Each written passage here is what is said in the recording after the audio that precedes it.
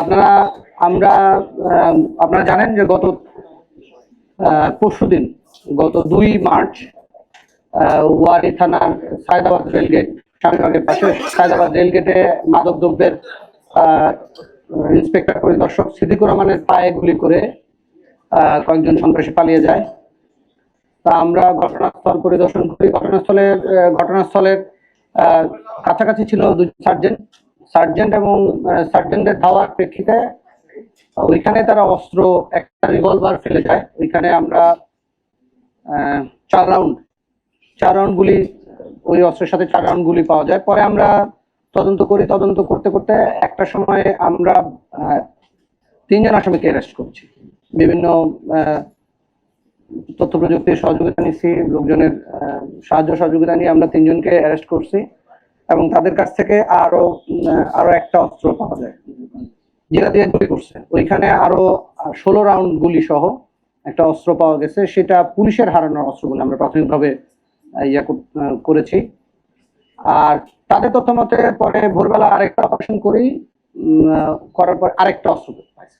মানে টোটাল আমরা আসামে 3 জনকে অ্যারেস্ট করছি, 3টা অস্ত্র, 23 রাউন্ড গুলি এবং ওইখানে গুলি করা 5 রাউন্ড গুলির 5টা খোসা এবং একটা মোটরসাইকেল জব্দ করা হয়েছে। তারা ঘটনা স্বীকার করেছেন এবং আশা করি আমরা সন্দিগ্ধ একজনের কথা জানি, আমরা ঘটনাস্থলে পাইছি আরো একজনের তাকেও অ্যারেস্ট করবো ইনশাল্লাহ। এই হলো আমার। এরা মাদক সেবী বাট মাদক ব্যবসায়ী না, মাদক সেবী এবং তারা অস্ত্রধারী সন্ত্রাসী। এরা মানে ভাবেই মাদক দ্রব্য নিয়ন্ত্রণের যে অপারেশন চলতেছিল সামনে পড়ে যাওয়া, মানে র্যান্ডম সার্চিং এর সামনে পড়ে যাওয়ার কারণে ওরা প্রথমে পলানোর চেষ্টা করছে, তারপরে পলাতে না পেরে গুলি করছে, ফাঁকা গুলি করছে আর একটা গুলি পায়ে লাগছে। এটা তাদের মানে টোটাল 5 রাউন্ড গুলি করছে। এটা এমডি কার্ডে যেটা 5টা পাইছি এলাকারই উপাধি গোপীবাগ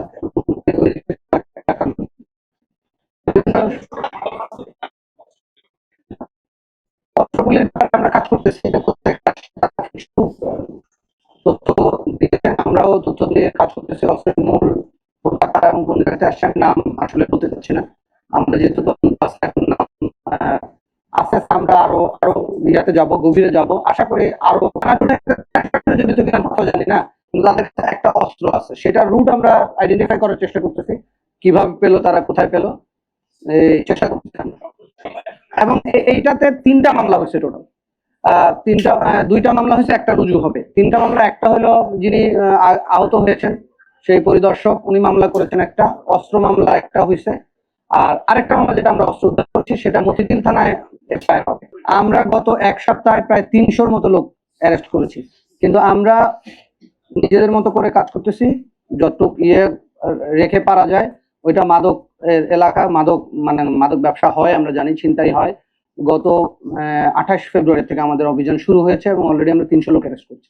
এই ঘটনার পরেও কিন্তু আমরা অলমোস্ট 54 জনের মতো অ্যারেস্ট করছি, যাত্রাবাড়ি এবং ওয়ারি মিলে। এটা আপনারা জানেন যে 3টা থানার একটা জাংশন, এখানে এক পাশে গ্যান্ডারিয়া থানা, এক পাশে যাত্রাবাড়ি, এক পাশে ওয়ারি।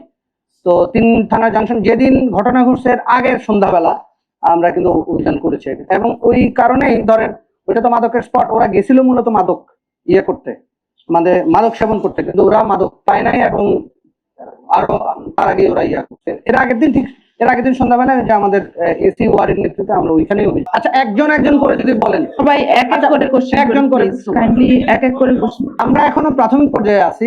আমরা এই মানে এটা একটা বেশ বড় ইনসিডেন্ট, একটা সরকারি গুলি করা হয়েছে, যে কারণে আমরা প্রাথমিকভাবে আপনাদেরকে ব্রিফ করতেছি। আমরা তদন্ত চালাচ্ছি, তদন্তে আরো হয়তো কিছু পাওয়া যাবে। আমরা তো এই যে দেখেন একটা অস্ত্রের কথা জানতাম, পাইছি 3টা।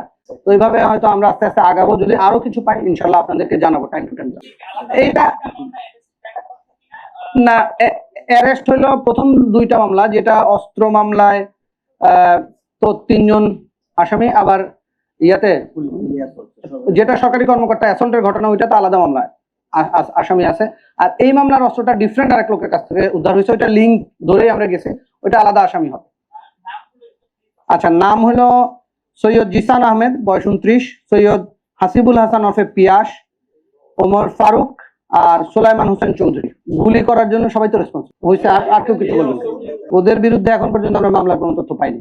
না, সবই তো অত্যাধুনিক অস্ত্র, একটা রিভলভার, 2টা পিস্তল, একটা একদম পুলিশের, এটা মডেল 9mm। জি না, এদের কোনো রাজনৈতিক পরিচয় পাই নাই, এরা সন্ত্রাসী।